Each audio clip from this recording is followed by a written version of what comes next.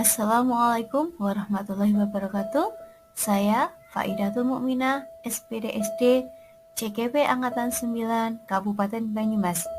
Kali ini saya akan menampilkan pemaparan hasil dari diseminasi modul 1.4 Budaya Positif SD Negeri 1 Sokawera, Korwil Cam, Dindik, Cilangok.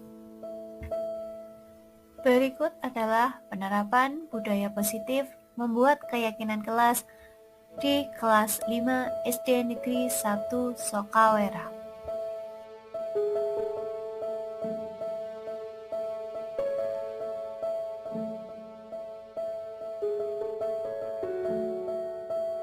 Oke, ya anak-anak, ini kesepakatan kelas kita sudah jadi dari pengusulan anak-anak semua.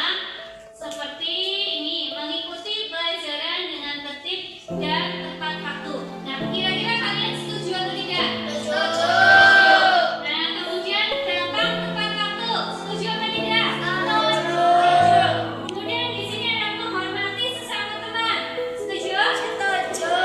Kemudian ada berdoa sebelum dan sesudah belajar. Setuju? Setuju.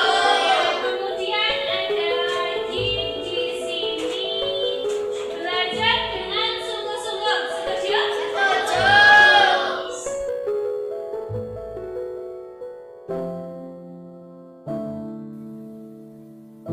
Berikut ini adalah video penerapan segitiga restitusi di kelas 5 SD Negeri 1 Sokawera.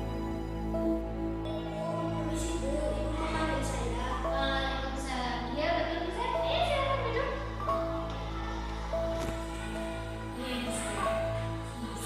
Kenapa akhir-akhir ini sering terlambat datang ke sekolah ya? Iya, Bu. Seingat Nizar, sudah berapa kali datang ke sekolah? Seingat saya sudah ada 4 kali, Bu. Oh, 4 kali. Ya sudah. Iya, Bu. Menurut Nizar, terlambat datang ke sekolah sehingga tidak ikut apel pagi dan tidak mengikuti pembiasaan di pagi hari itu kesalahan, bukan? Iya, Bu. Baik, Nizar. Berbuat kesalahan itu merupakan hal yang manusiawi. Setiap orang pasti pernah melakukan kesalahan. Nah, sekarang yang penting kita bisa belajar dari kesalahan yang kita lakukan dan tentunya berusaha untuk memperbaikinya. Nizar setuju? Iya, Bu, saya setuju. Nizar, kalau begitu coba kita cari solusinya bersama-sama. Iya, Bu. Nizar dalam bulan ini sudah 4 kali terlambat. Pasti punya alasan tertentu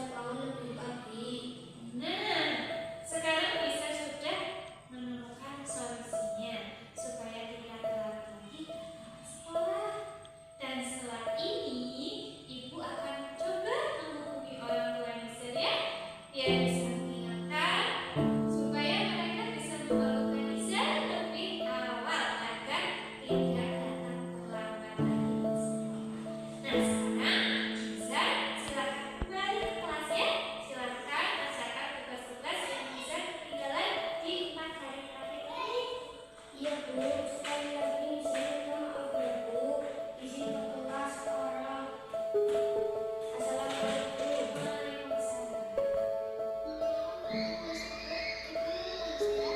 Waalaikumsalam. Ya benar, silakan duduk. Ini baik-baik saja. Begini Hani, tadi ibu dengar laporan dari ketua kelas katanya kamu habis bertengkar ya dengan Amelia. Kenapa?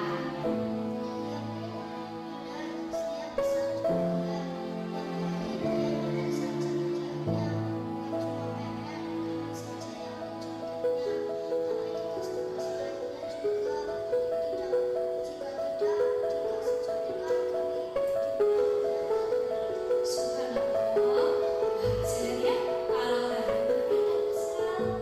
Kalau ibu ada di posisi Hani pun, ibu akan melakukan hal yang sama. Terus apa yang dilakukan terhadap Amel?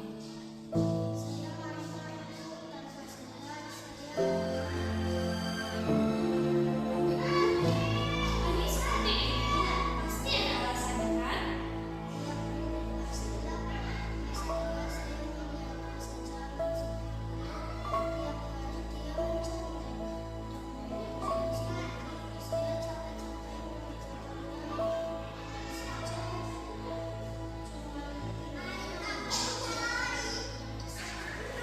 Subhanallah, ya wajarlah kalau Hani merasa kesal. Karena kan Hani tidak adalah jika tugasnya dicontek begitu saja. Ibu sangat menghargai tindakan yang Hani lakukan. Tapi kira-kira yang Hani lakukan itu baik atau tidak? Misalkan kalau ada perbuatan lain seperti memukul atau perbuatan lain yang tentu saja Hani tidak melakukan ya. Nah, sekarang Hani pikir dengan tindakan merobek bukunya Amel, apa sudah sesuai dengan keyakinan kelas kita? Menurut Hani, keyakinan kelas apa yang telah Hani tidak patuhi dengan merobek Amel?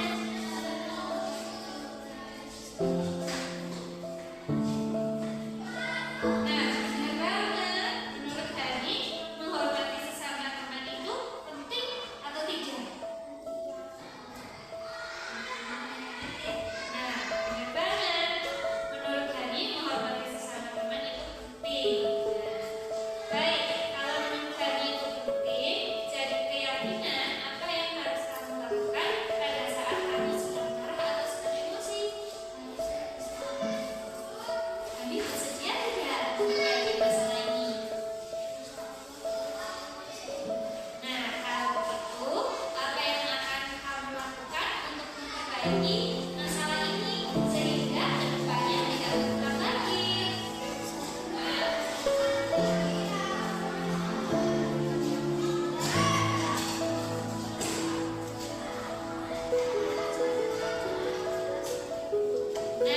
ini baru tindakan yang tepat Hani. Lain kali, kalau ada lagi teman yang memaksa pinjam atau meminta contekan tugas, jangan segan-segan, laporkan saja ke wali kelas atau guru mata pelajarannya. Tetap semangat ya Hani, karena masalah ini sudah bisa kita selesaikan. Hani boleh kembali ke kelas.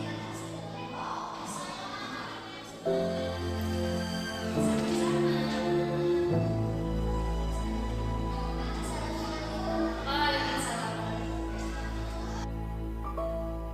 Berikut ini adalah umpan balik yang disampaikan oleh anak-anak kelas 5 SD Negeri 1 Sokalera. Senang dengan kegiatan yang dilakukan bersama Ibu Ida karena hal tersebut membuat saya tidak merasa malu atas hukuman dari kesalahan saya, dan dengan menyadari kesalahan yang saya buat, saya bisa menjadi lebih baik lagi. Senang dengan kegiatan yang dilakukan bersama Ibu Ida karena hal tersebut membuat saya tidak merasa tertekan atas hukuman dari kesalahan saya, dan dengan menyadari kesalahan yang saya buat, saya bisa menjadi lebih baik lagi. Assalamualaikum warahmatullahi wabarakatuh. Nama saya Nasrul Andika Rahmat. dari kelas 5. Perasaan saya sangat senang bersama teman-teman membuat keyakinan kelas. Semoga kami bisa melaksanakan keyakinan kelas dengan baik. Wassalamualaikum warahmatullahi wabarakatuh.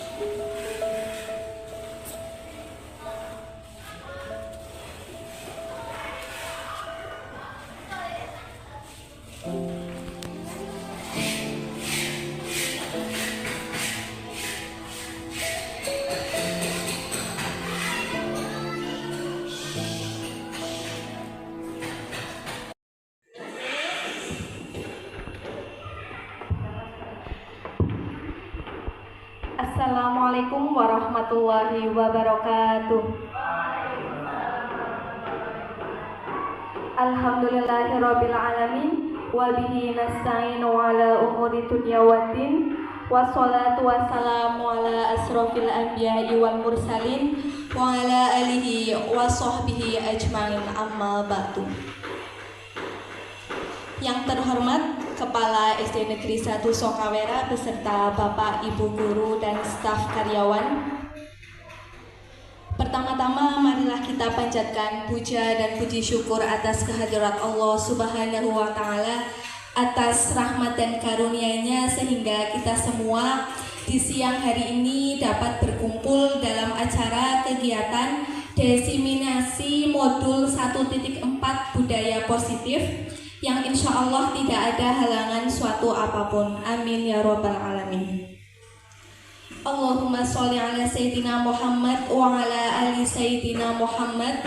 Sholawat serta salam semoga selalu tercurahkan kepada junjungan kita Nabi Agung Muhammad Sallallahu Alaihi Wasallam beserta para sahabat dan para pengikutnya.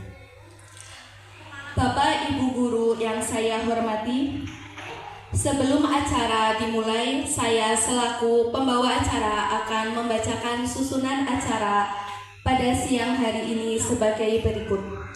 Acara yang pertama, pembukaan. Acara yang kedua, sambutan. Acara yang ketiga, pemaparan materi. Acara yang keempat, penutup. Memasuki acara yang pertama yaitu pembukaan. Marilah kita buka acara pada siang hari ini dengan bacaan basmalah bersama-sama. Bismillahirrahmanirrahim. Merupakan acara yang kedua yaitu sambutan yang akan disampaikan oleh Ibu Kepala SD Negeri 1 Sokawera. Kepada Ibu Husnul Fatimah SPDI dipersilahkan.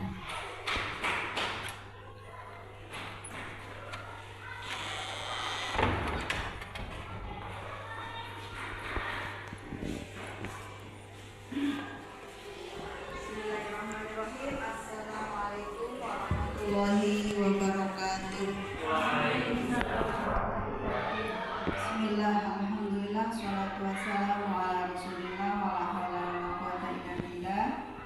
Amma ba'du. Qala rabbi shrah li sadri wa yassir li amri wahlul 'uqdatam min lisani yafqahu qawli. Yang terhormat dan yang saya banggakan, Bapak Ibu Guru SD Negeri 1 Sokawera beserta para karyawan, wabil khusus Ibu Guru Ida yang pada kesempatan kali ini sedang melaksanakan proses salam guru penggerak. Alhamdulillahirabbil alamin. Rasa syukur marilah selalu kita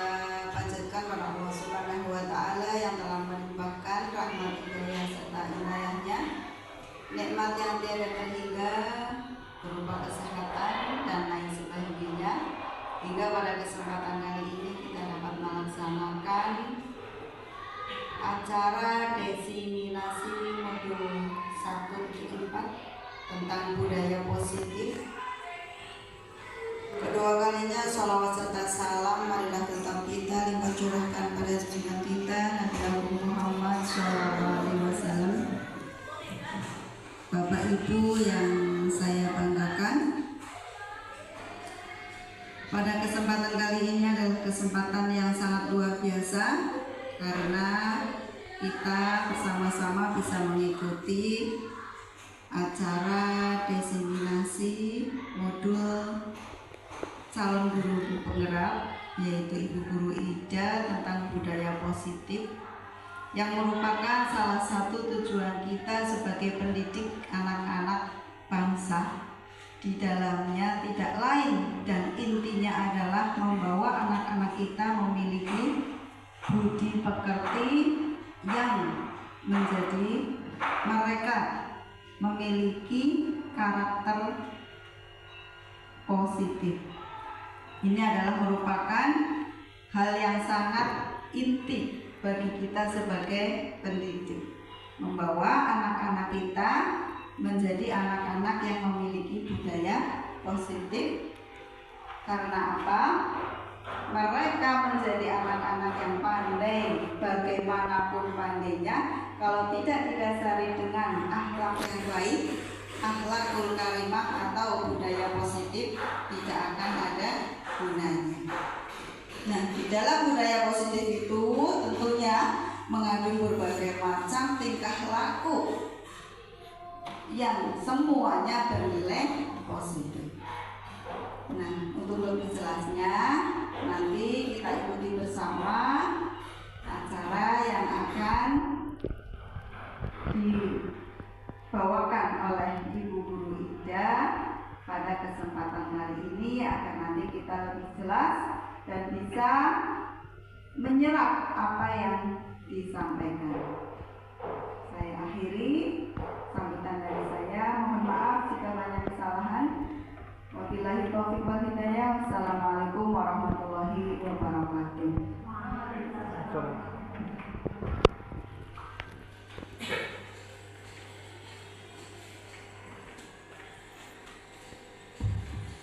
Terima kasih saya sampaikan merupakan acara yang ketiga, yaitu pemaparan materi diseminasi modul 1.4 tentang budaya positif yang akan disampaikan oleh Ibu Faidatul Mukminah SPDSD. Kepada Ibu Faidatul Mukminah dipersilahkan.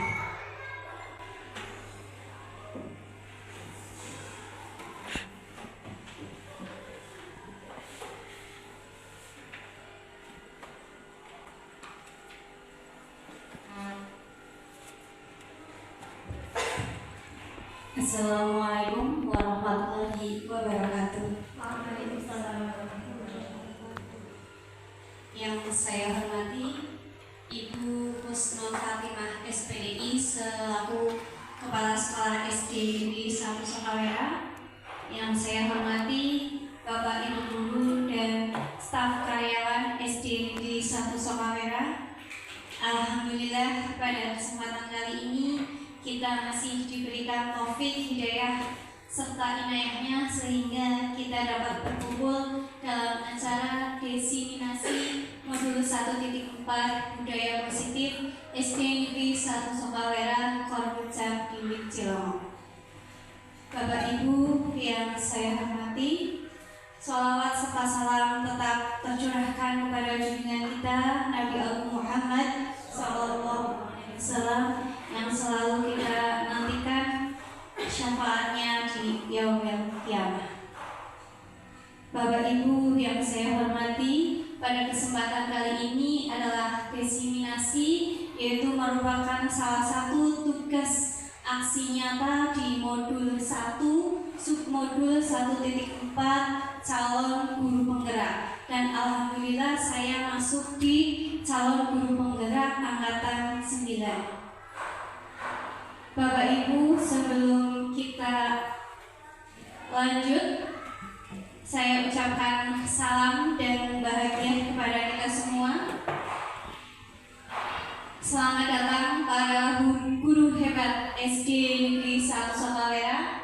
Mari bersama belajar, berkolaborasi, saling mendukung demi mewujudkan disiplin positif di lingkungan SD Negeri 1 Sokawera kita tercinta ini. Sebelum kita masuk ke acara pemaparan selanjutnya, mari kita speaking sebentar nih Bapak Ibu. Di sini ada sebuah lagu yang kita nyanyikan menggunakan syair di sini senang, di sana senang. Walaupun kita seperti anak kecil nanti sambil tepuk tangan ya Bapak Ibu, tetapi karena suasana sudah siang dan panas, mari kita sedikit bergembira sebelum kita memasuki materi inti pada hari ini. Monggo Bapak Ibu, setelah hitungan ketiganya, berdiri boleh, duduk boleh. Duduk saja nih. 1, 2, 3. Di sini kita, di sana kita, di mana-mana selalu ada kita. Di sini kita, di sana kita, di mana-mana selalu ada kita. Semenjak kita menjadi guru kreatif, kita selalu berinovasi.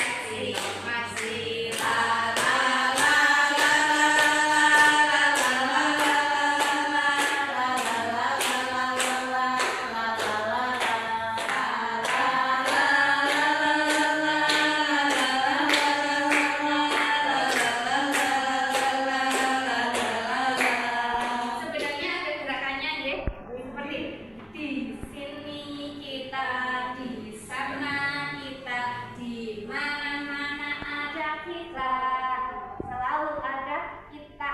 Nah, semenjak kita menjadi guru kreatif, kita selalu berinovasi.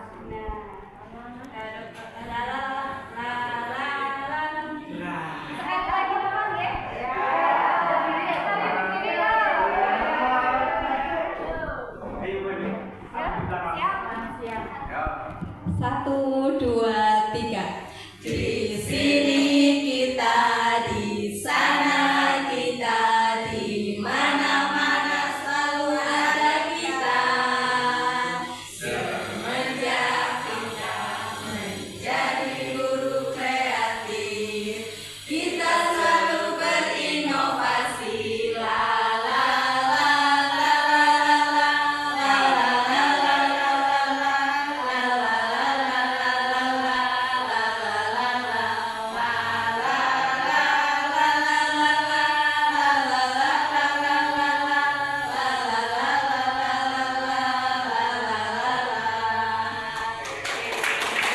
Tepuk tangan buat diri kita sendiri, seorang guru yang kreatif hebat.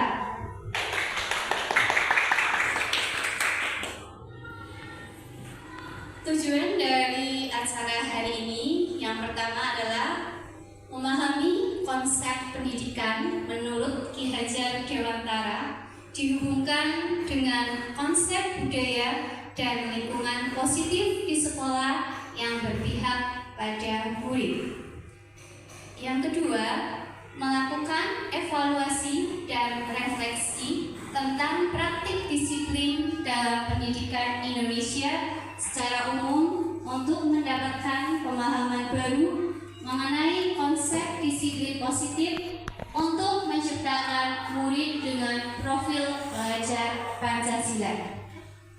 Yang ketiga, memahami peran sebagai guru untuk membangun budaya positif dengan menerapkan konsep budaya positif dalam berinteraksi dengan murid.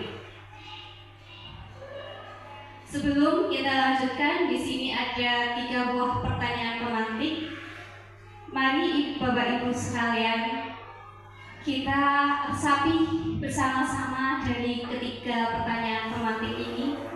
Ketiga pertanyaan pemantik ini mungkin pernah di antara kita yang melakukannya kepada anak didik kita semua. Kira-kira dari ketiga pertanyaan tersebut, apakah Bapak dan Ibu setuju atau tidak setuju?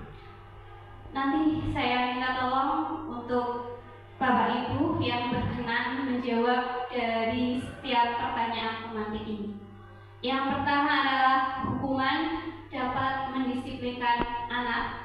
Yang kedua, pemberian hukuman dengan hal positif seperti membaca atau membersihkan halaman sekolah dapat meningkatkan disiplin anak. Yang ketiga, memberi penghargaan dapat meningkatkan motivasi belajar anak. Mari Bapak Ibu kita resapi bersama-sama. Setelah itu, apakah jawaban yang muncul dari perasaan dan pemikiran Bapak Ibu dari ketiga pertanyaan pemantik ini? Monggo, siapa yang berkenan? Monggo, Bu Suki.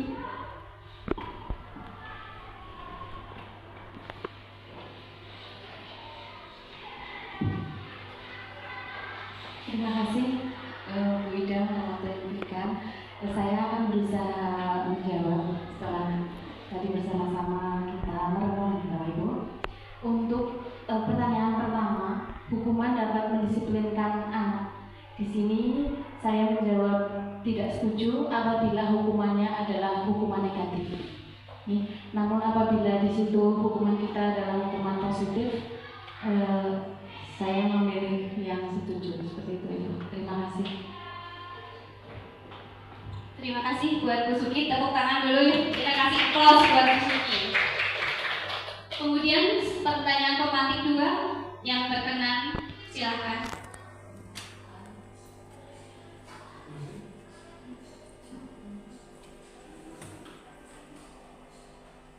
Pak Idas.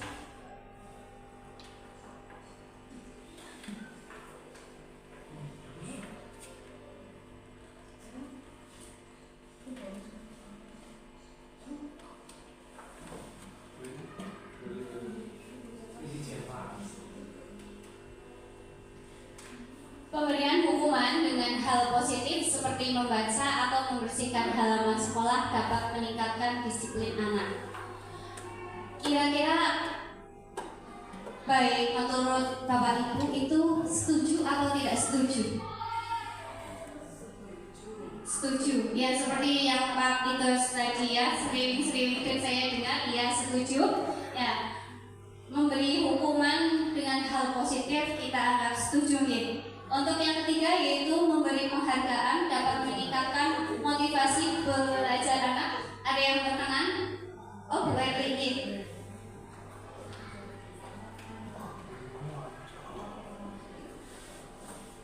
Memberi penghargaan dapat meningkatkan motivasi belajar anak. Menurut saya setuju karena biasanya anak kalau diberi penghargaan dia akan menjadi semangat dan senang. Akhirnya kan jadi untuk besoknya dia lebih senang lagi dalam belajar.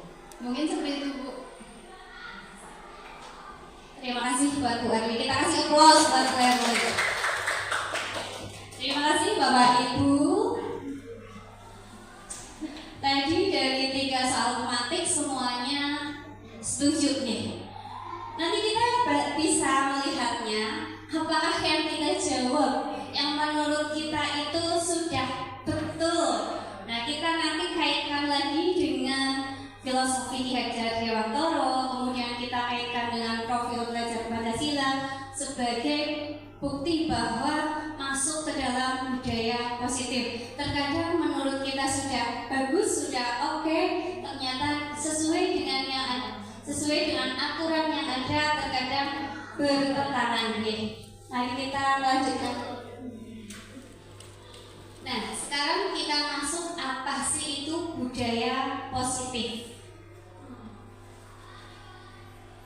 Budaya positif di sekolah yaitu nilai-nilai dan kebiasaan-kebiasaan di sekolah yang berpihak pada peserta didik agar mereka dapat berkembang menjadi pribadi yang kritis, penuh hormat, dan bertanggung jawab. Di sini ada 7 konsep dasar budaya positif. Yang pertama adalah perubahan paradigma, konsep disiplin positif, keyakinan kelas, motivasi perilaku manusia, pemenuhan 5 kebutuhan manusia, posisi kontrol, dan segitiga restitusi. Yang pertama kita masuk ke perubahan paradigma. Menurut filosofi pendidikan kita, yaitu Bapak Pendidikan Ki Hajar Dewantara, bahwa semua anak terlahir dengan bakatnya masing-masing. Setiap anak itu memiliki bakat yang berbeda-beda dengan istilah unik. Kita memiliki satu kelas 26 anak, 26 siswa. Mereka memiliki karakter-karakter yang berbeda. Maka dari karakter yang berbeda itu bagaimana cara kita menjadi seorang guru agar bisa menjadikan 26 karakter itu bisa kita kita satukan ya. Kemudian adanya budi pekerti, kemudian tugas guru menuntun bakat tersebut agar anak tumbuh dengan selamat dan bahagia. Nah, guru di sini hanya bisa menuntun apa bakat yang ada atau yang dimiliki oleh murid kita. Di sini oleh Ki Hajar Dewantara, guru itu diibaratkan sebagai seorang petani, murid diibaratkan sebagai biji jagung. Sebagai seorang petani itu biasanya memiliki lahan, diolah, kemudian ditanam dengan biji. Di sini diumpamakan biji jagung. Jika bibit bijinya itu sudah bagus, dipoles oleh petaninya dengan berbagai macam pupuk, pasti akan menghasilkan hasil jagung yang super. Tetapi jika bibitnya saja sudah kurang bagus, maka dengan apapun usaha yang dilakukan oleh petani akan kurang maksimal. Nah, ini sebagai PR kita. Apakah hanya anak-anak yang memiliki bibit-bibit super saja yang nantinya akan menjadi anak yang sukses dan berhasil? Nah, ini sebagai PR kita sebagai seorang pendidik. Tidak hanya anak-anak yang memiliki bakat alamiah yang sudah ada yang baik itu kita tuntun, tetapi semuanya yang belum memiliki, maka tugas kita yang pertama adalah menggali terlebih dahulu bakat apa yang dimiliki oleh murid kita. Kemudian adanya kodrat alam dan kodrat zaman. Nah, kita juga di sini harus sesuai dengan zaman. Nah, sekarang zamannya sudah zaman digital ya, malah kita kalah dengan anak didik kita. Mereka sudah canggih menggunakan IT. Nah, di sini kita juga harus mengikuti kodrat zaman, sesuai dengan zaman.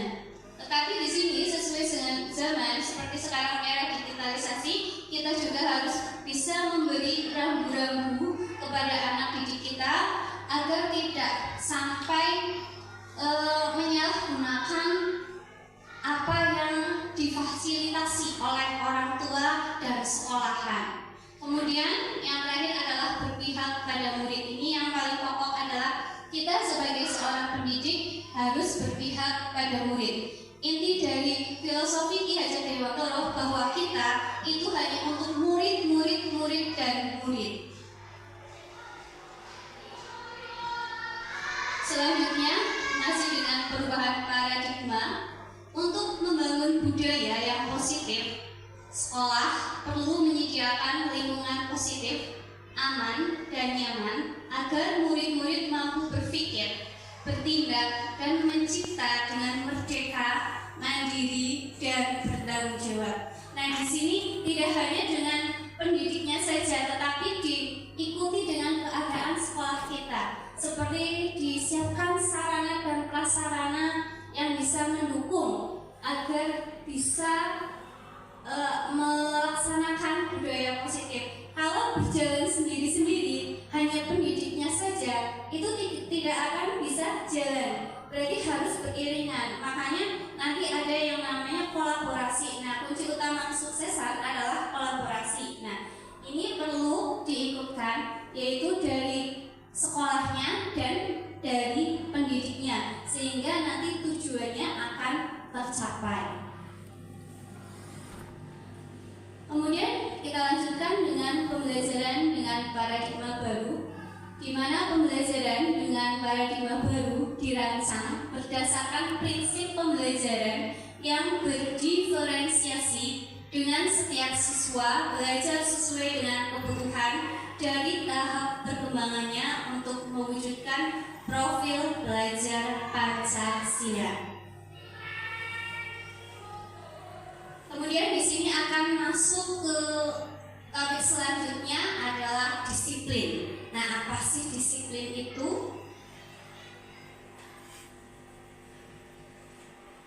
Dalam budaya kita, makna kata disiplin telah berubah menjadi sesuatu yang dilakukan seseorang pada orang lain untuk mendapatkan kepatuhan. Biasanya pada waktu kita sekolah dulu, agar disiplin biasanya dari sekolah itu banyak sekali aturan.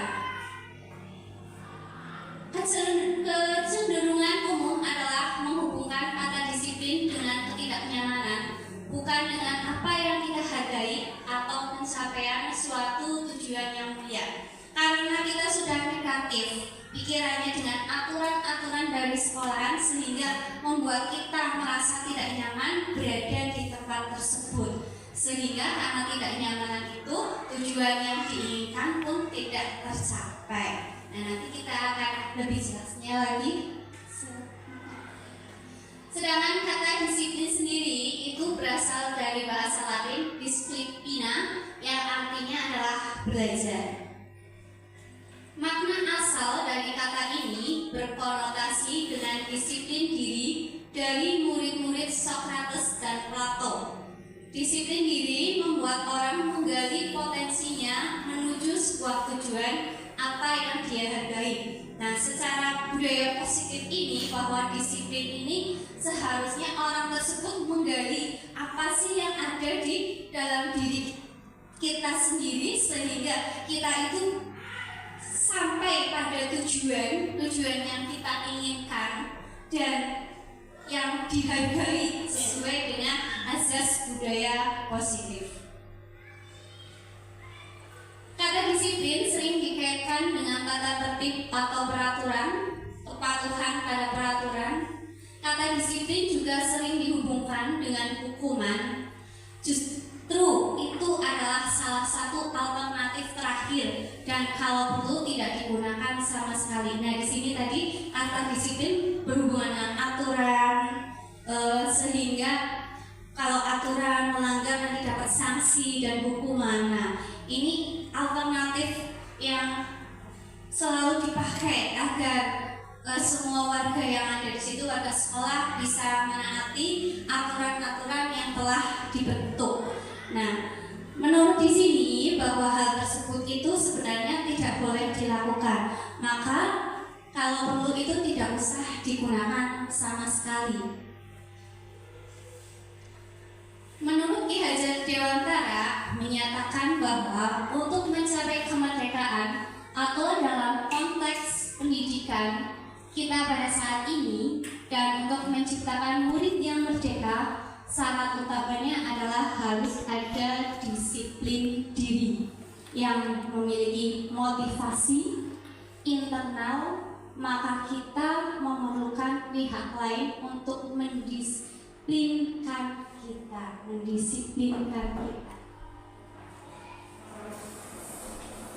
Yang ketiga adalah motivasi perilaku manusia.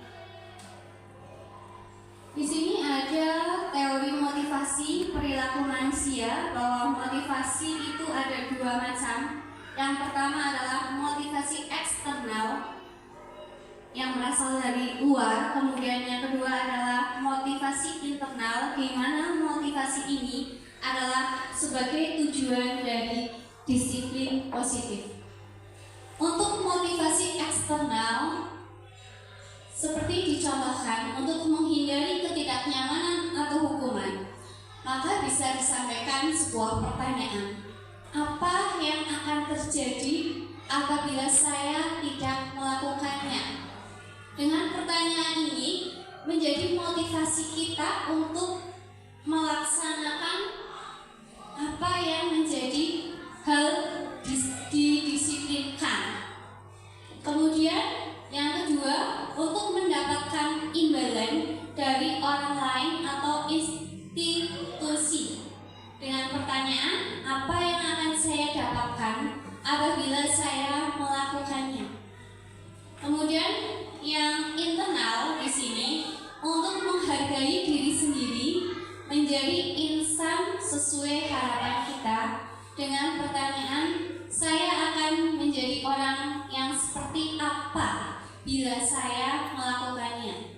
Dengan motivasi-motivasi inilah sehingga kita bisa menjadi seseorang yang disiplin positif.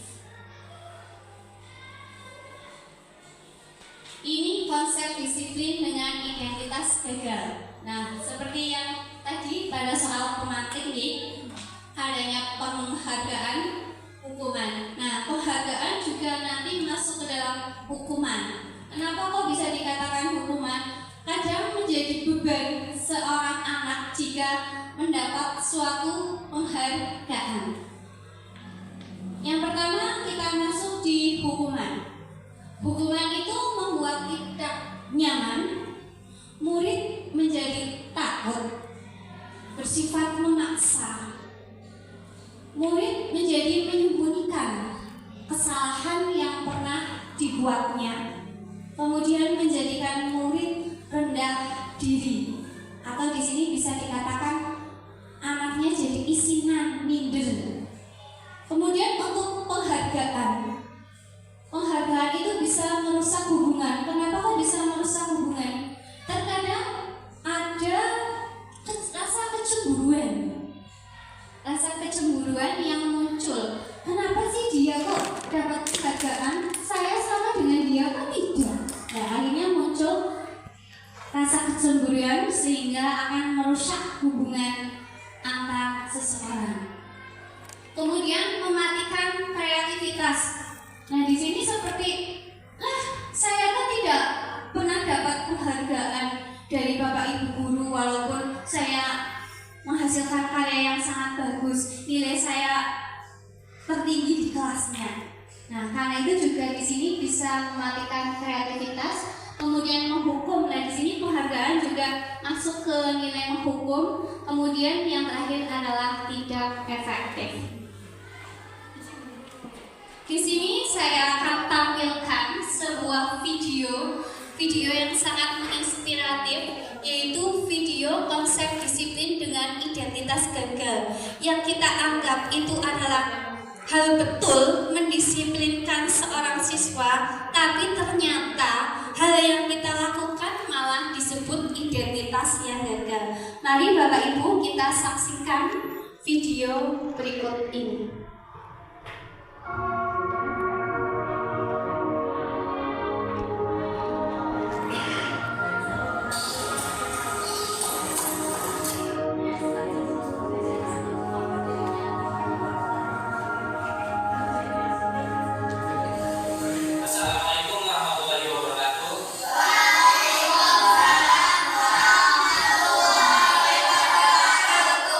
Makanya anak-anak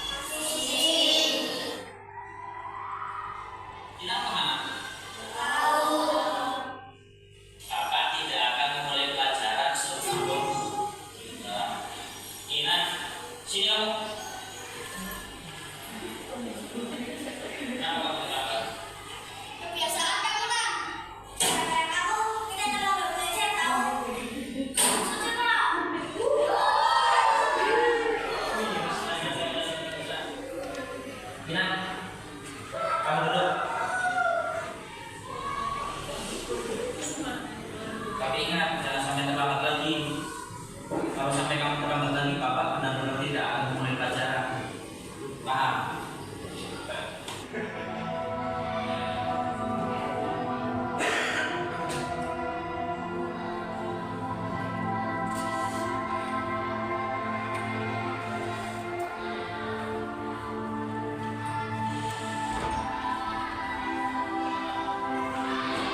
Selamat pagi anak-anak.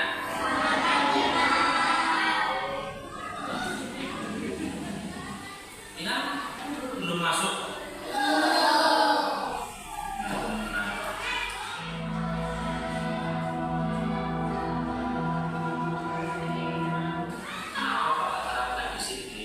Itu agar kalian nanti di SMP, SMA seterusnya agar bisa tepat waktu. Nah, kalian.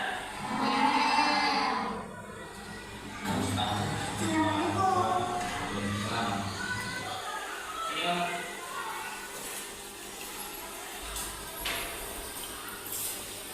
Kenapa kamu terlambat tadi?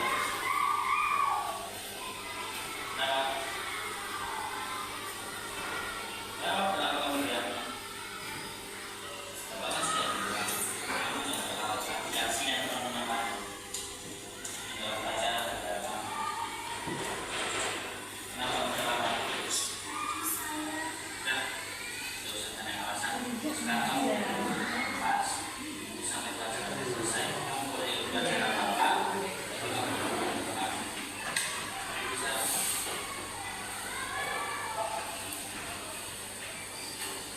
Kalian yang seperti ini jangan contoh ya. Ini contoh anak yang tidak disiplin.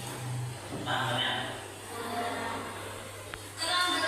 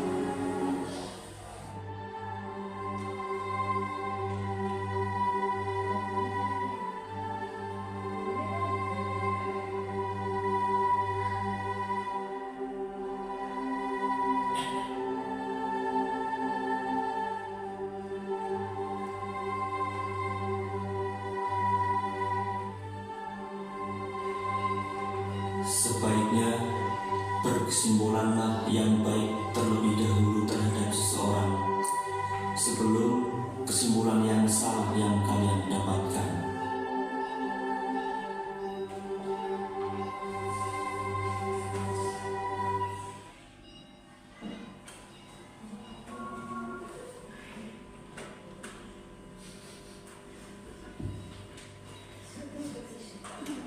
Dari video tadi ya, yang sangat menginspiratif sekali. Dari video tadi, menurut Bapak Ibu, kenapa kok video tadi disebut dengan konsep disiplin dengan identitas gagal? Padahal di awal itu tujuannya satu, yaitu mendisiplinkan murid bahwa tepat waktu ya, jangan sampai terlambat. Kira-kira kenapa kok disebut identitas gagal? Ada yang mau berpendapat? Dari video yang baru saja kita saksikan bersama. Saya Bu. Ya Pak Luman, monggo. Ibu saja.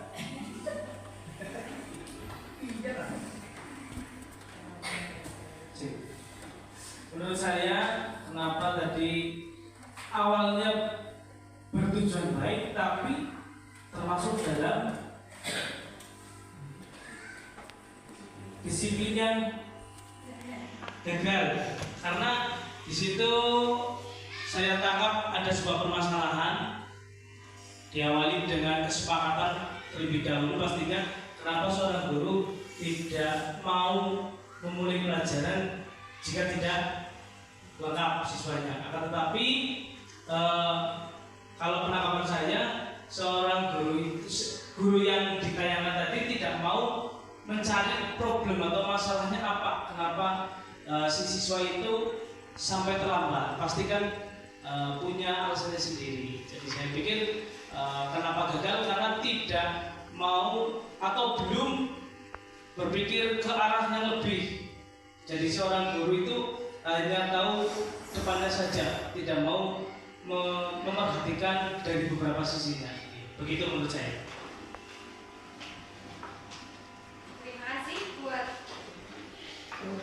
Terima kasih buat Pak Lukman. Kita kasih applause ya untuk Pak Lukman.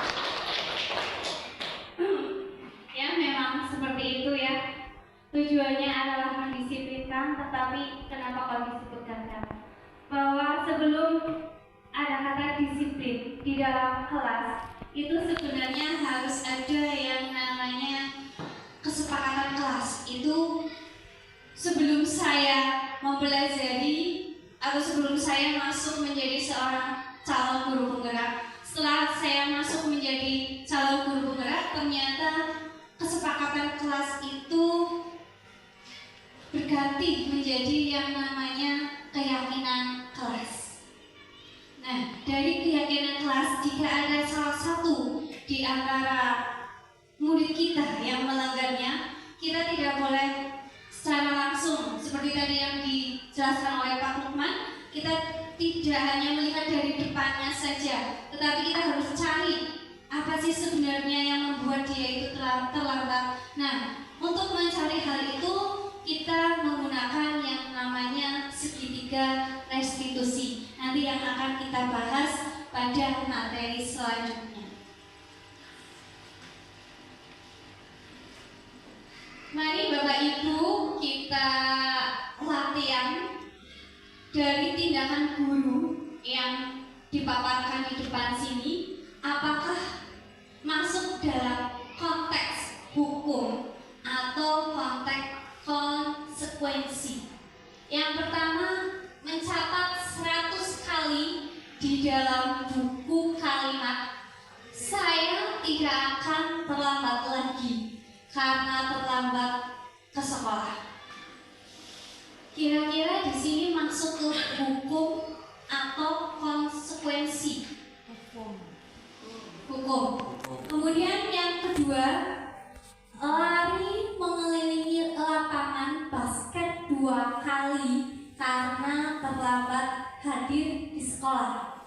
Hukum atau konsekuensi? Hukum. Hukum. Kemudian murid diminta push up 15 kali karena tidak menggunakan masker ke sekolah. Hukum mengganti kertas tugas teman yang telah dicoret. Konsekuensi membersihkan tumpahan air di meja tulis karena tersenggol pada saat belajar. Konsekuensi meminta murid tidak mengenakan sepatu harian di sekolah karena tidak mengenakan sepatu hitam. Hukum terakhir, lari mengelilingi lapangan basket 2 kali karena terlambat 10 menit untuk pelajaran PJOK. Hukum atau konsekuensi? Hukuman. Hukum, ada yang konsekuensi. Mari kita lihat apa sih sebenarnya, apakah hukum atau konsekuensi. Yang pertama hukum atau hukuman, kedua hukuman, ketiga hukuman, berarti betul ya sampai ketiga. Kemudian yang keempat konsekuensi, tadi dia. Yang kelima konsekuensi, 6 hukuman, yang terakhir tadi hukuman. Yang menjawab konsekuensi Bu Fitri. Kita aplaus untuk Bu Fitri.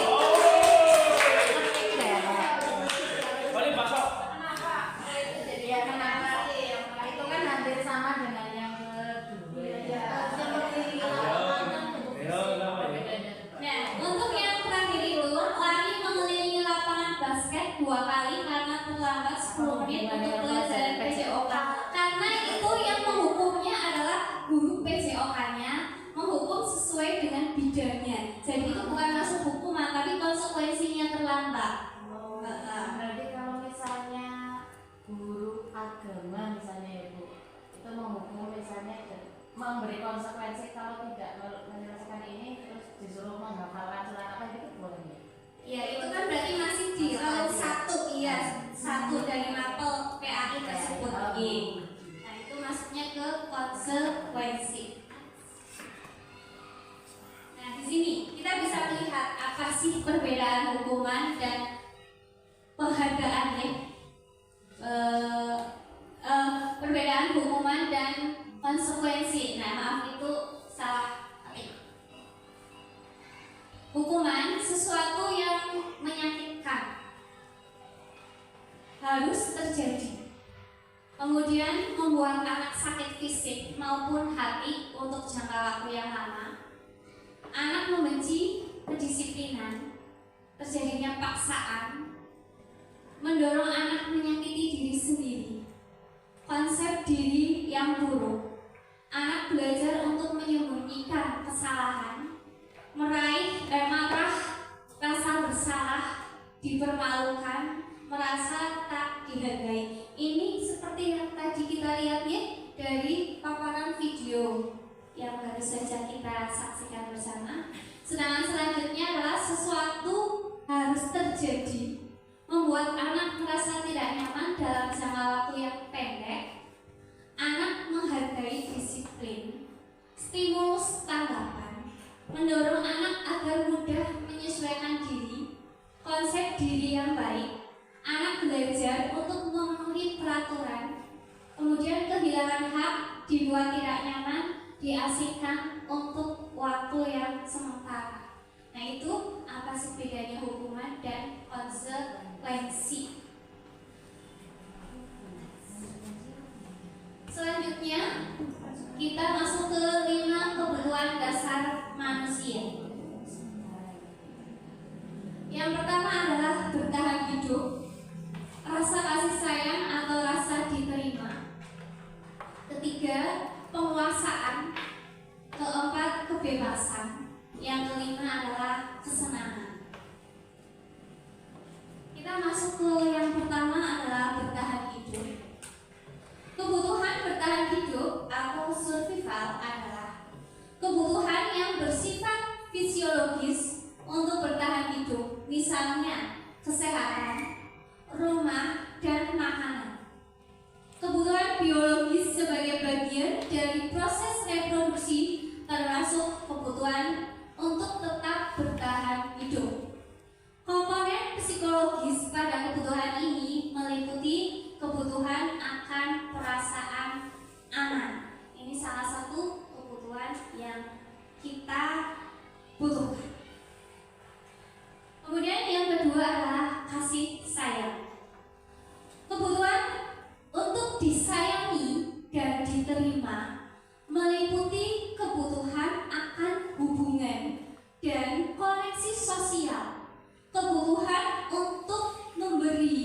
dan menerima kasih sayang, dan kebutuhan untuk merasa menjadi bagian dari suatu kelompok.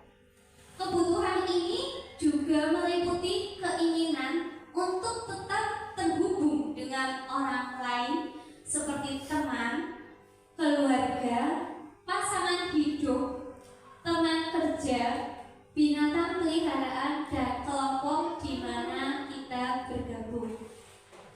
Ini yang terkadang kita abaikan. Kadang kita menyuaki satu orang di antara kita, padahal itu merupakan salah satu jenis kebutuhan, yaitu ingin diakui bahwa keberadaannya. Next. Yang ketiga adalah penguasaan.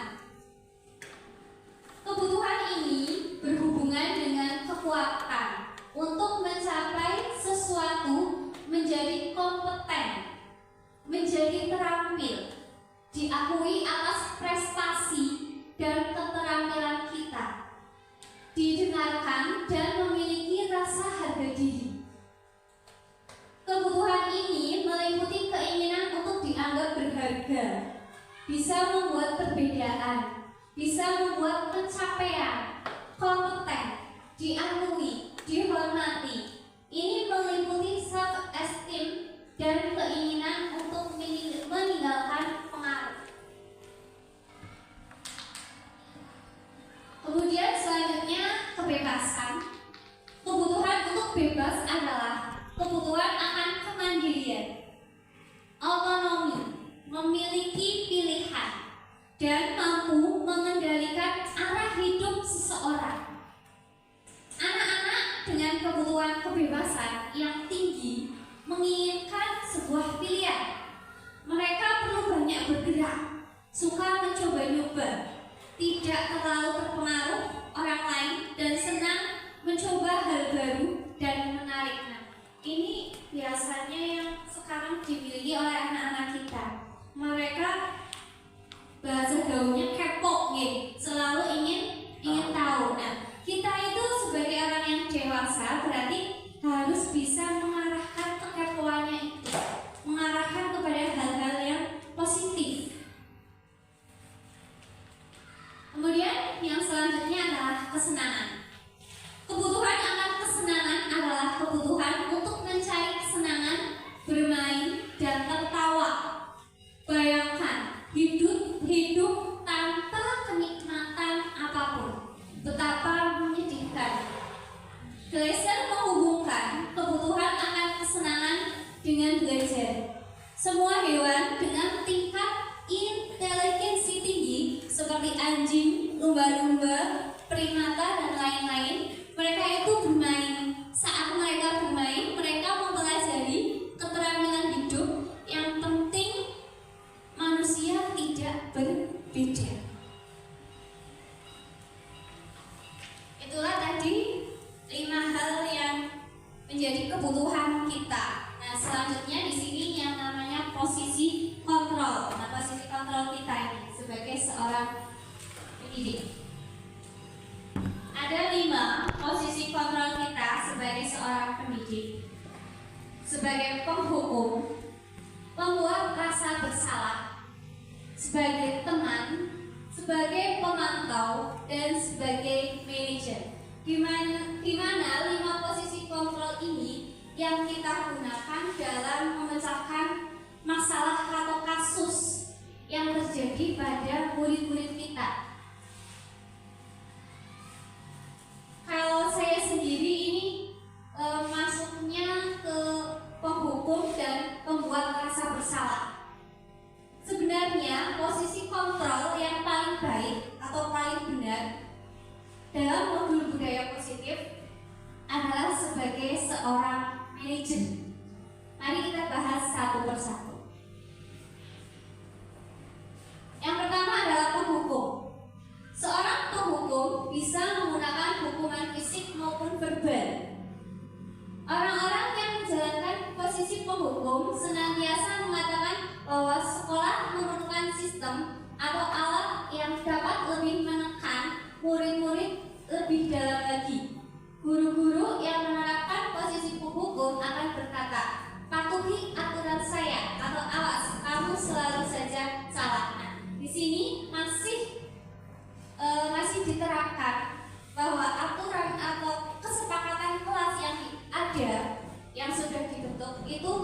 seperti memaksakan anak untuk mematuhinya, kalau tidak akan mendapatkan sanksi. Nah, ini yang masih ada miss-nya.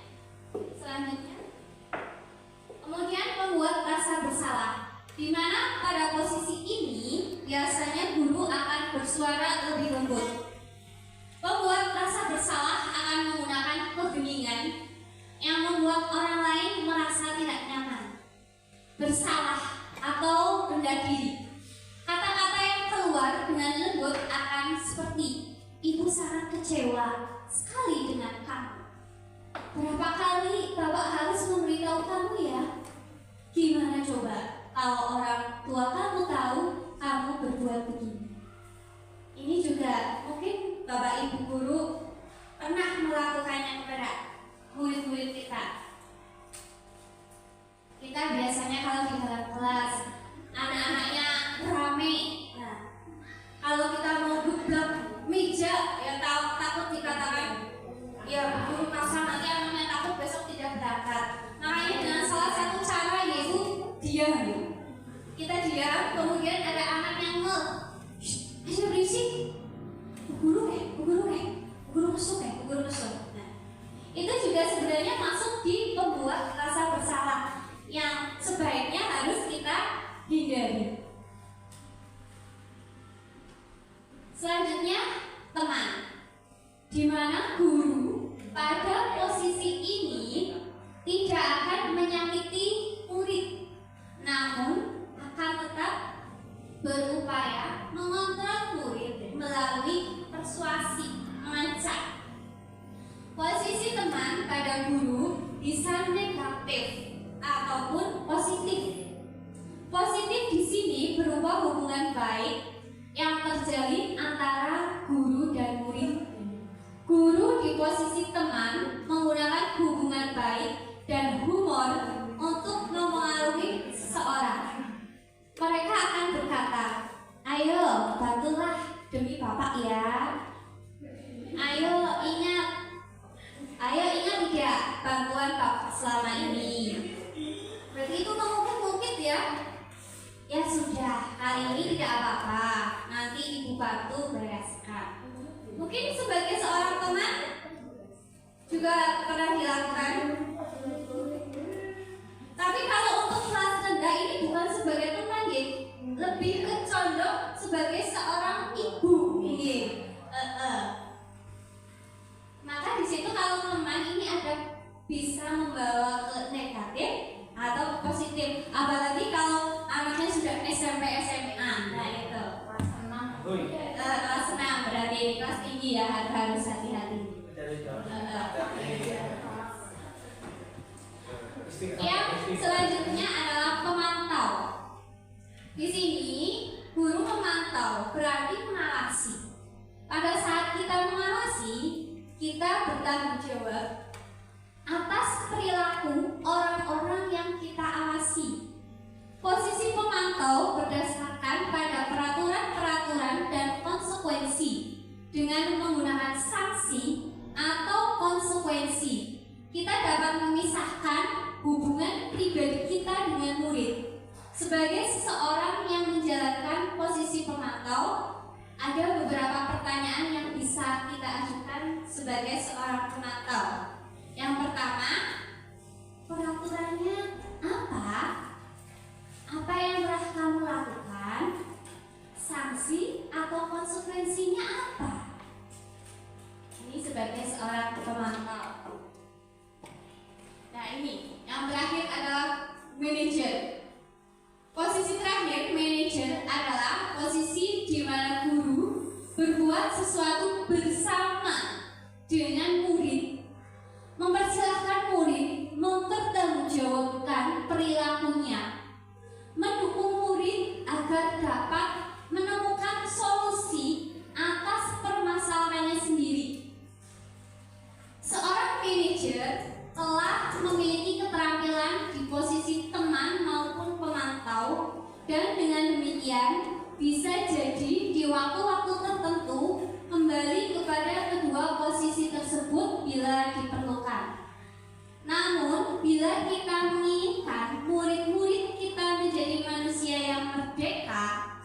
mandiri dan bertanggung jawab, maka kita perlu mengacu kepada restitusi yang dapat menjadikan murid kita seorang manajer bagi dirinya sendiri. Di manajer, murid diajar untuk menganalisis kebutuhan dirinya maupun kebutuhan orang lain. Di sini penekanan bukan posisi pada kemampuan membuat konsekuensi, namun dapat berkolaborasi dengan murid bagaimana memperbaiki kesalahan yang ada. Seorang manajer akan berkata, apa yang kita yakini? Ini mengacu ke keyakinan kelas yang sudah dibuat. Kemudian, apakah kamu meyakininya? Jika kamu meyakininya, apakah kamu bersedia memperbaikinya? Jika kamu memperbaiki ini, hal ini menunjukkan apa tentang dirimu? Yang terakhir, apa rencana kamu untuk mempelajari, memperbaiki hal ini? Ini sebagai seorang manajer. Kita lanjutkan, yaitu ke keyakinan kelas.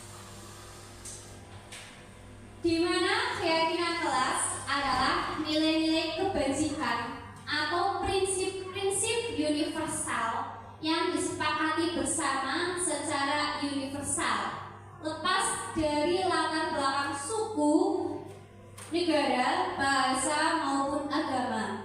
Menurut Gosen tahun 1998, suatu keyakinan akan lebih memotivasi seseorang dari dalam, yaitu intrinsik. Seseorang akan lebih bersemangat untuk menjalankan keyakinan daripada hanya sekedar mengikuti serangkaian peraturan.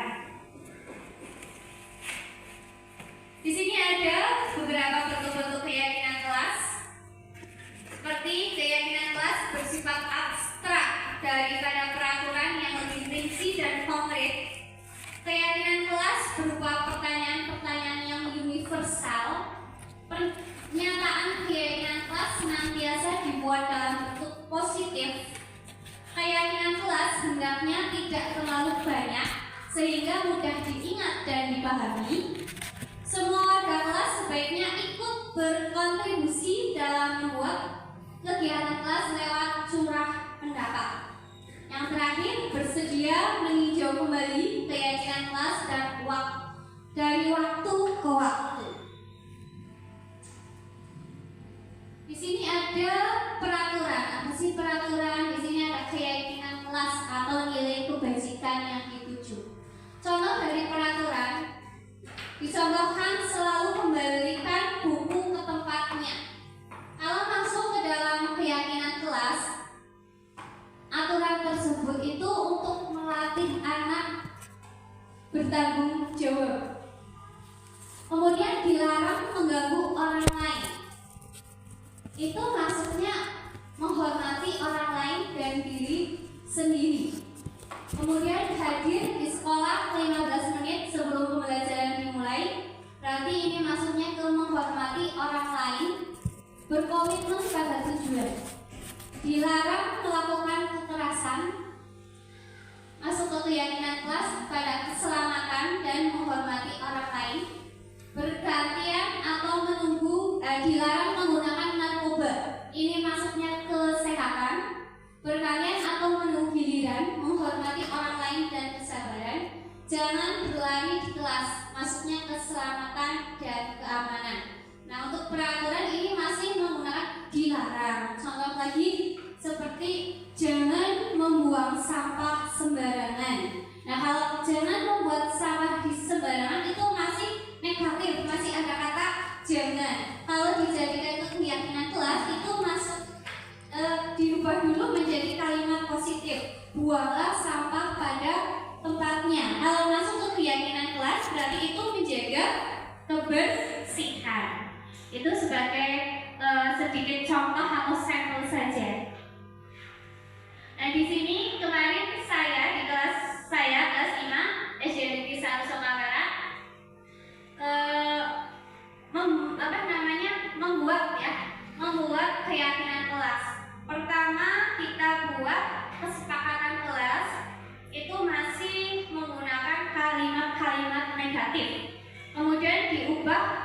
menjadi kalimat positif dan nanti terbentuk sebagai keyakinan kelas ini. Pertama saya memaparkan dulu apa sih keyakinan kelas, apa sih tujuannya, bagaimana cara membuatnya. Nah, di sini kita bersama-sama berkolaborasi dengan anak, kita meminta pendapat. Tidak kita buat sendiri, bukan gurunya sendiri yang buat, tetapi kita bersama-sama. Mungkin kalau untuk kelas rendah itu tidak bisa melepas, harus kita pancing. Kita bisa mencontohkan beberapa kalimat, kita pancing untuk anaknya. Nah, nanti kan dari pancingan itu akan muncul apa yang diinginkan oleh anak. Nah, beda kalau kelas tinggi.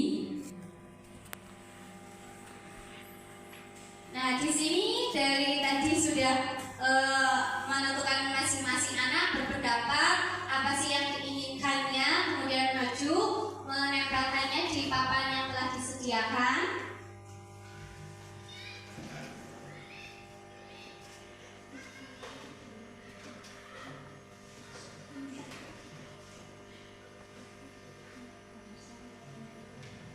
Ini dari kesepakatan kelas yang sudah dibuat. Kesepakatan kelas kita sudah jadi.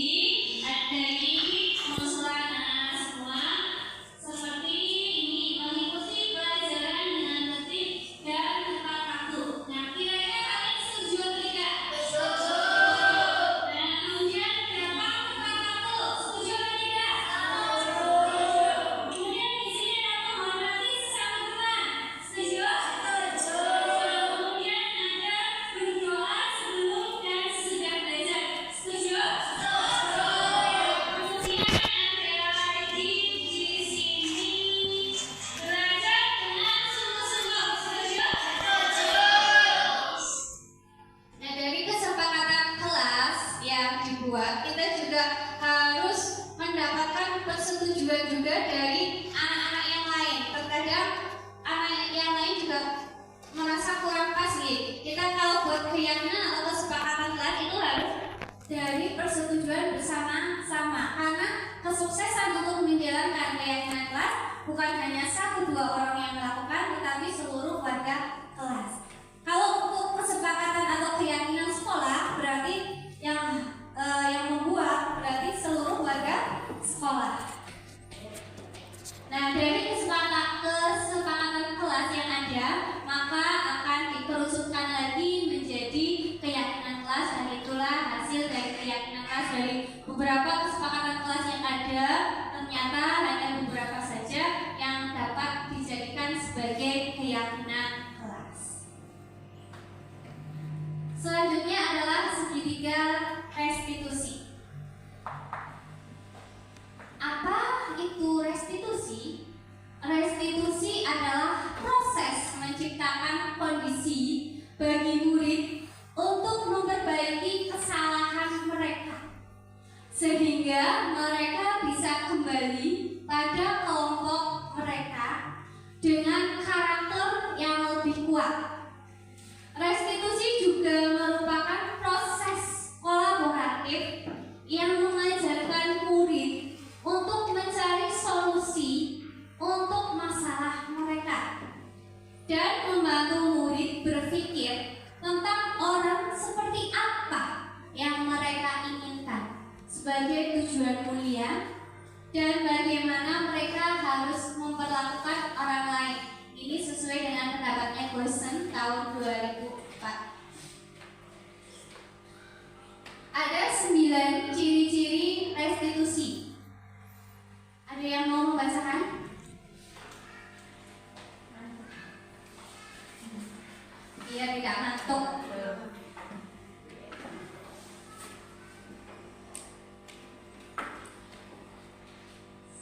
Sembilan ciri-ciri restitusi. Yang pertama, bukan untuk menebus kesalahan, namun untuk belajar dari kesalahan. Yang kedua, memperbaiki hubungan. Yang ketiga, tawaran bukan paksaan. Berikutnya, restitusi mencari kebutuhan dasar yang mendasari tindakan. Selanjutnya, restitusi fokus pada karakter bukan tindakan. Selanjutnya, restitusi untuk melihat ke dalam diri. Restitusi fokus pada solusi, dan yang terakhir, restitusi mengembalikan murid yang berbuat salah kepada kelompoknya. Terima kasih. Terima kasih Bu Suki, kita aplaus untuk Bu Suki. Sebelum kita lanjut, coba kita berdiri sejenak ya Bapak Ibu. Kita mengumpulkan semangat ya. Yang pertama, ikuti gerakan saya. Kepala, pundak, lutut, kaki, ya ikuti gerakan saya ya. Ya. Pundak, lutut, kaki. Ikuti gerakan saya ya. Ikuti gerakan saya. Gerakan saya. Pundak, kepala, lutut, kaki. Pundak, kepala, lutut, kaki. Ya ini konsentrasinya sudah. Nah, kalau sudah siap, coba sekarang ikuti suara saya. Suara. Suara ya. Suara.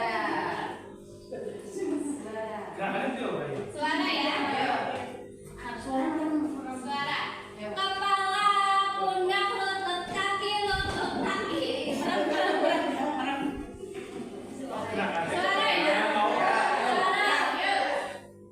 Kepala, pundak, lutut,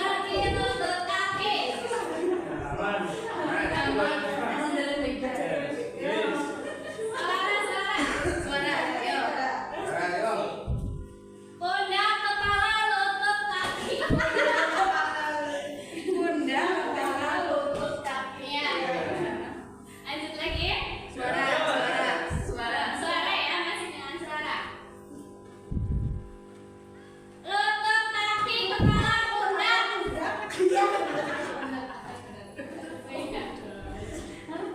Ya, terima kasih Bapak Ibu semuanya. Tepuk tangan untuk kita semua. Nah, ini sedikit ya, agak refresh sedikit. Terima kasih. Nah, ini yang dinamakan dengan segitiga restitusi, di mana kita gunakan jika kita menemukan yang ada di video tadi, bahwa ada seorang murid kita yang melanggar keyakinan kelas yang sudah disepakati bersama. Yang pertama adalah validasi tindakan yang salah, kemudian menanyakan keyakinan. Yang ketiga, menstabilkan identitas. Di sini menstabilkan identitas yaitu untuk membuat anak yang merasa gagal karena berbuat salah menjadi positif terhadap dirinya. Jadi tidak menganggap kesalahan yang dibuat itu sesuatu yang negatif, sesuatu yang benar-benar gagal, tetapi kita ubah mindset kita dari hal yang negatif itu menjadi sebuah hal positif. Kemudian validasi kebutuhan, membantu murid mengenali basic need atau kebutuhan dasar yang ingin dipenuhinya ketika melakukan kesalahan itu. Nah, sebenarnya sih alasannya apa kok hal tersebut bisa dilakukan, keyakinan kelas bisa dilanggar. Kemudian yang terakhir, menanyakan keyakinan. Anak melihat kesalahannya dihubungkan dengan norma sosial dan nilai-nilai yang mendasari manusia berinteraksi dengan orang lain. Nah, ini kita sambungkan dengan keyakinan kelas yang telah kita buat dan sepakati bersama-sama. Berarti tidak serta-merta seperti dalam video, kita langsung saja. Nah, di sini kemarin saya melakukan penerapan segitiga restitusi terhadap murid saya. Salah satunya ini karena dia itu sering terlambat. Kenapa sih kok alasannya terlambat? Nanti kita bisa lihat tayangan dari video ini dan bagaimana kita kaitkan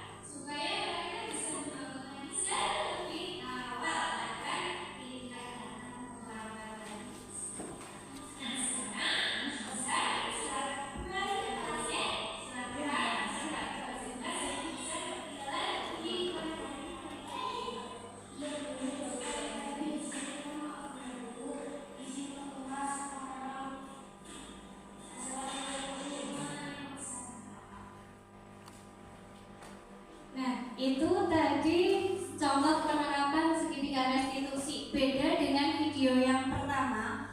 Kalau pertama itu gurunya secara langsung di depan murid-muridnya. Nah, sehingga hal tadi itu bisa menyakiti, membuat anak tersebut jadi minder, malu.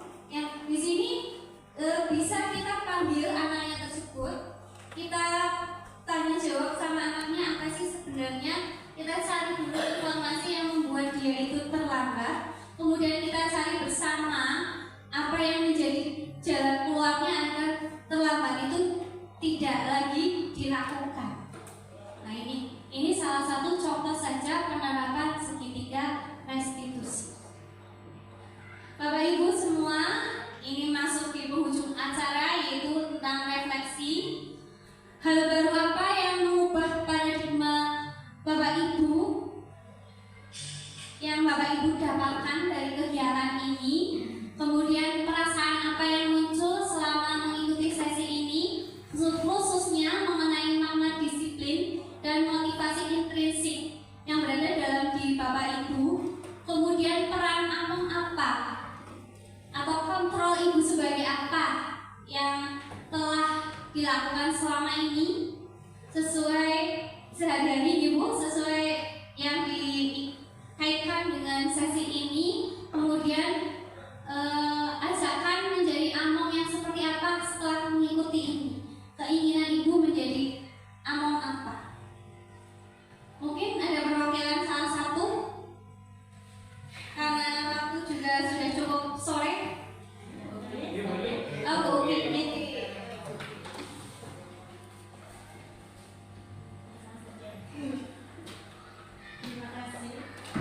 Terima kasih Bu Ida atas waktu yang diberikan.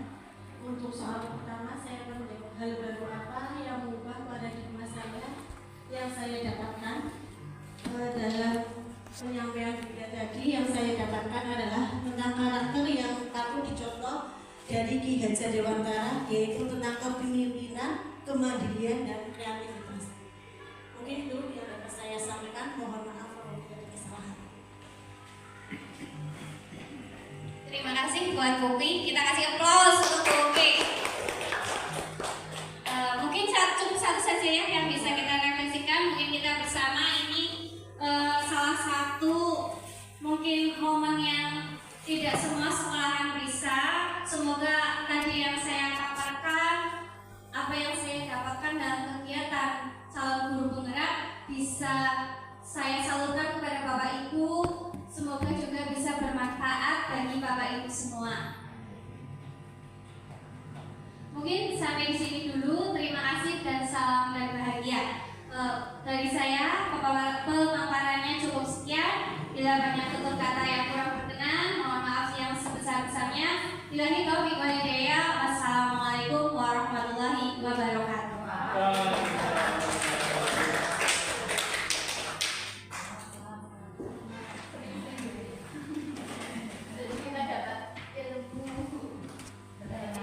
Terima kasih saya sampaikan.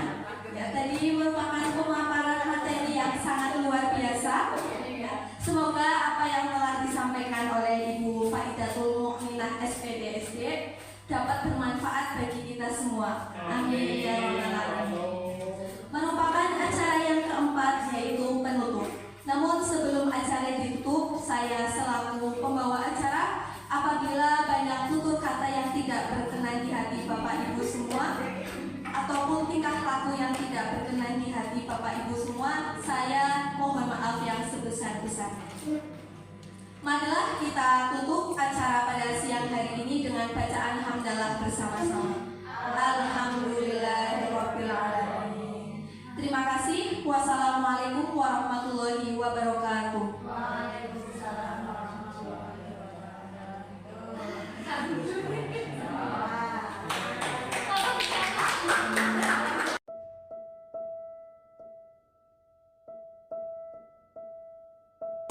Setelah mengikuti acara diseminasi modul 1.4 tentang budaya positif yang sudah dilaksanakan oleh Ida dalam proses mengikuti calon guru penggerak, banyak sekali manfaat yang dapat kami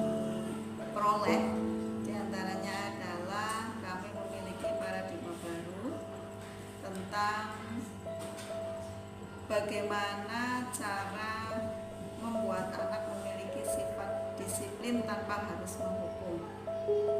Banyak sekali hal-hal yang harus dilaksanakan tanpa harus menghukum, dan itu akan berakibat positif bagi anak tersebut, dan sedikit demi sedikit akan membentuk karakter yang bagus untuk kehidupan mereka dalam keseharian mereka, baik di sekolah, di rumah maupun di lingkungan masyarakat.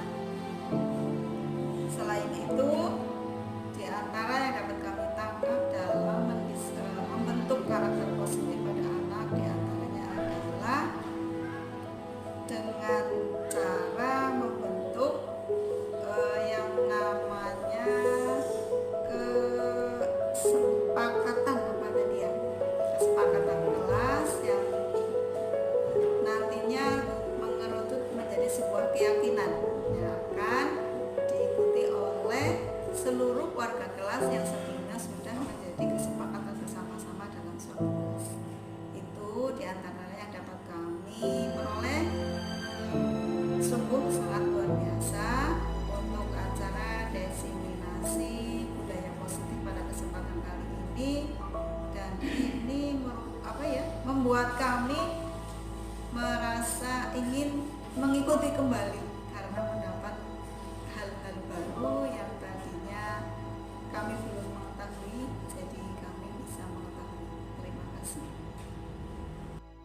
Alhamdulillah, pemaparan tadi sudah kami ikuti dengan baik. Menurut saya sangat baik dan sangat bermanfaat, karena dari pemaparan tadi yang banyak ilmu yang belum tahu, yang tadinya belum tahu jadi tahu, seperti hubungan antara perbedaan hukuman dengan konsekuensi. Kemudian dari hukuman yang tadinya kami tahunya adalah hukuman fisik dan penyiksaan, lalu anak-anak menjadi disiplin, namun setelah mengikuti pemaparan dari Buddha, ternyata kami salah. Seharusnya tidak seperti itu, dan semoga untuk kedepannya kami juga bisa mengikuti